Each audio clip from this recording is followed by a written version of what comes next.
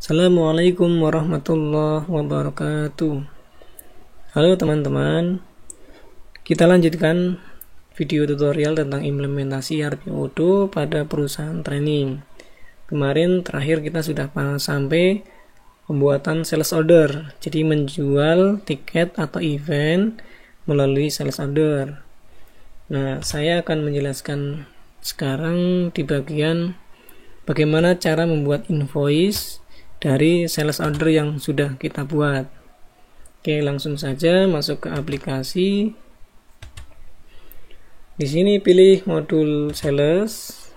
Nah, dari sales ini kita bisa melihat order yang sudah confirm menjadi sales order ya. Nah, ini sales order. Kemudian di sini ada statusnya invoice status to invoice. Artinya order-order ini belum dibuat invoice, sedangkan kalau nomor 001 ini value invoice, berarti ini sudah di invoice. Sekarang bagaimana kita membuat invoice dari order yang sudah terbuat? Contohnya nih, yang pertama yang nomor SO005. Untuk membuat invoice dari order, kita tinggal klik create invoice, maka akan muncul window invoice order. Nah, ini ditanya what do you want to invoice. Kita pilih invoice label lines, artinya semua yang di sini yang bisa di invoice akan kita buat invoice. Namun kalau kita mau membuat DP, kita bisa memilih yang ini, down payment dengan persentase atau down payment dengan fixed amount. Jadi di sini tinggal diinputkan, misalnya DP-nya mau dibayar dulu 200.000 seperti itu. Tadi kan nilai invoice-nya 1.100.000 ya. Nah, seperti itu. Atau jika menggunakan persentase, di sini tinggal pilih, kemudian input berapa persen yang mau dibayar dulu gitu. Seperti itu. Nah, kalau misalnya kita mau membuat semua yang bisa di invoice, artinya semua ditagihkan, kita pilih invoiceable lines, kemudian create and view invoice. Maka sistem akan membuatkan invoice dengan nomor INV 2020-001. Oke. Kemudian di sini kita sudah mendapatkan data sesuai dengan order ya. Jadi produknya apa, description-nya apa, nanti masuk ke penjualan, kuantitinya berapa, harganya berapa, PPN atau tidak, totalnya pun sama. Jadi di ini invoice sudah tercipta dengan data diambil dari sales order. Nah, jika ini mau diedit, tinggal klik edit, kemudian ditambahkan di sini. Contohnya kita akan setting payment term-nya. Nah, misalnya kita setting immediate payment. Ketika di setting immediate payment, berarti due date-nya akan sesuai dengan tanggal hari ini. Namun kalau di setting payment term-nya 30 hari, 30 net days, berarti otomatis akan dihitung due date-nya 30 hari sesuai dengan tanggal invoice date saat ini. Seperti itu. Kemudian di sini kalau mau diganti sales percent dan sales team, silakan. Kemudian di tab other info, ini terkait dengan kemana nanti jurnal akan dibukukan.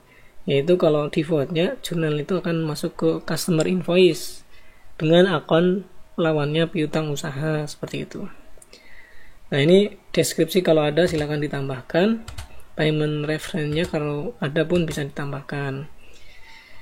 Oke, seperti itu penjelasan tentang pembuatan invoice. Sampai tahap ini kita bisa simpan, kemudian di print invoice-nya. Oke, ini tampilan printout dari invoice-nya. Nah, kalau invoice ini reportnya nanti kita akan desain sesuai dengan desain dari form atau report dari customer. Defaultnya seperti itu. Oke, kalau ini invoice-nya dirasa sudah benar, nanti akan kita validate. Jadi ketika divalidate, status invoice akan menjadi open. Nah, perlu kita tahu status invoice itu ada beberapa macam ya. Yang pertama draft, berarti dokumen ini belum dikonfirm sebagai invoice. Artinya ini baru draft, belum dianggap dokumen valid. Sedangkan kalau statusnya berubah menjadi open, berarti invoice-nya outstanding, artinya menunggu pembayaran atau menunggu dibayar kalau misalnya kasusnya vendor bill seperti itu. Kalau customer berarti menunggu proses pembayaran dari customer. Nah, kalau statusnya menjadi paid berarti sudah dilakukan proses pembayaran seperti itu. Oke, sampai tahap ini nanti bagian accounting akan tahu bahwa di sini ada satu customer invoice yang belum dibayar. Satu unpaid invoice senilai 1.100.000 seperti itu. Di sana juga akan kelihatan berapa invoice yang belum divalidate, artinya masih draft seperti itu. Oke, ini terkait dengan pembuatan invoice. Jadi nanti di modul invoicing bagian accounting tahu mana invoice yang perlu di cross check terkait dengan pembayarannya. Nah, ini terkait dengan pembuatan invoice diambil dari sales order. Oke, mungkin penjelasannya cukup ya. Jadi terkait dengan pembuatan invoice nanti bisa di-generate dari sales order. Jika ada pertanyaan nanti silakan disampaikan via komentar. Kurang lebihnya mohon maaf. Wassalamualaikum warahmatullahi wabarakatuh.